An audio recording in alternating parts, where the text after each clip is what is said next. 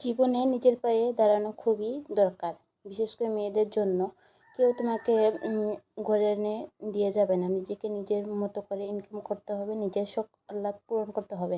বাইরে কে কী বললো না বললো সেগুলো কান পেতে শুনে বসে থাকলে যে নিজের জীবন চলবে না। তো হ্যালো এভরিওয়ান, আসসালামু আলাইকুম। কেমন আছেন সবাই? আশা করি সবাই ভালো আছেন। আলহামদুলিল্লাহ আমিও ভালো আছি। তো প্রতিদিনের মতো নিয়ে আসলাম আমি ডেইলি সকাল সকাল ব্লগটা সকাল সকাল থেকেই শুরু করলাম।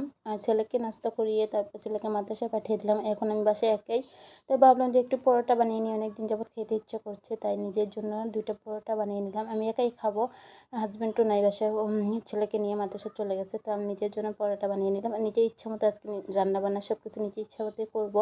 তার জন্য 2টা পরোটা বানিয়ে নিতেছি। পরোটা বানিয়ে তারপর দুধ চা দিয়ে খেয়ে নেবো। আর এই দুধ চা আর পরোটা খেতে যে আমার কী স্বাদ লাগে, খুবই একটা ভালো লাগে, খুবই মানে খেতে খুবই ভালো লাগে। তো তার জন্য পরোটা বানিয়ে নিলাম। আর পরোটা বানিয়ে তারপর দুধ চাও বানিয়ে নেবো। দুধ চা বানিয়ে এটা দিয়ে আমি সকালের নাস্তাটা করে নেব। আর ভিডিও শুরুতে যেটা বলছিলাম, জীবনে নিজেকে ইনকাম করা খুবই দরকার। স্বামীর হাতের দিকে তাকিয়ে থাকলে জীবনে কিছুই হবে না, নিজের স্বপ্ন কোনো কিছুই পূরণ হবে না। স্বামী তো ইনকাম করবে, পরিবারের জন্য বা সংসারের জন্য তো ইনকাম করতে হবে। তবে সব কিছুই যে বউয়ের সকালাত পূরণ করতে পারবে সেটা তো না। তার জন্য নিজেকে ইনকাম করতে হবে।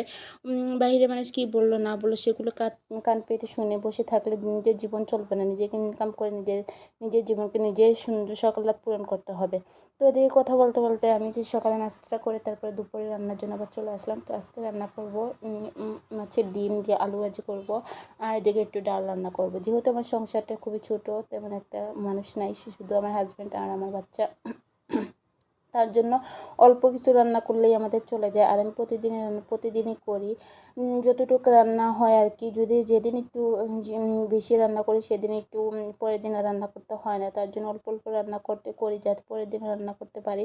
আর টাটকা সব কিছু টাটকা খেতে ভালোই লাগে। তো বাসি তরকারি কোনো কোনো সময় আমার কাছে খেতে ভালো লাগে না। তার জন্য আমি অল্প অল্প রান্না করি, যাতে একবারে খেলে মানে একদিনের ভিতরে শেষ হয়ে যায়, পরের দিন যেন আবার রান্না করতে পারি।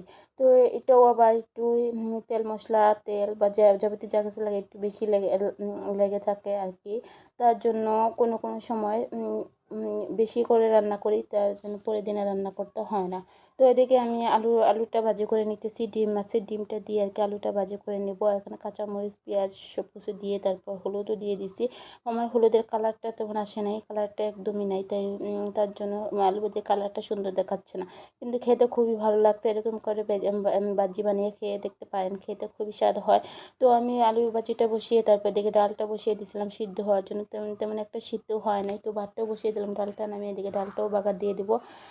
তো আমি যতটুকু পারি সংসারে সব কিছু একটু হিসাব করেই চলার চেষ্টা করি, যেহেতু আমার স্বামীর অল্প ইনকামে সংসারটাকে চালিয়ে নিতে হবে। তবুও দিন শেষে কথা শুনতে হয়। আমি সংসারের জন্য কিছুই করি না, সব কিছু আমার হাজব্যান্ডই করে।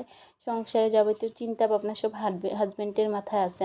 বড় মানে আমার মাথায় কিছু নেই, সব চিন্তা ভাবনা সব আমার হাজব্যান্ডে করে। তো এটা খুব ভালো একটা জিনিসটা, নিজের চিন্তা ভাবনা করতে হয় না, সব হাজব্যান্ডে করতে হবে। তো কথা বলতে বলতে দুপুরে খাওয়া দাওয়ার জন্য চলে আসলাম। আজকে রান্না বান্না এতটুকুই ছিল। তো আমার ভিডিও যদি আপনাদের কাছে ভালো লাগে থাকে তো প্লিজ লাইক কমেন্ট শেয়ার করে দেবেন, আমাকে একটু সাপোর্ট করবেন, আমি যেন নিজের পায়ে দাঁড়াতে পারি। তো আজকের মতো এখানে বিদায় নিচ্ছি। আল্লাহ হাফেজ।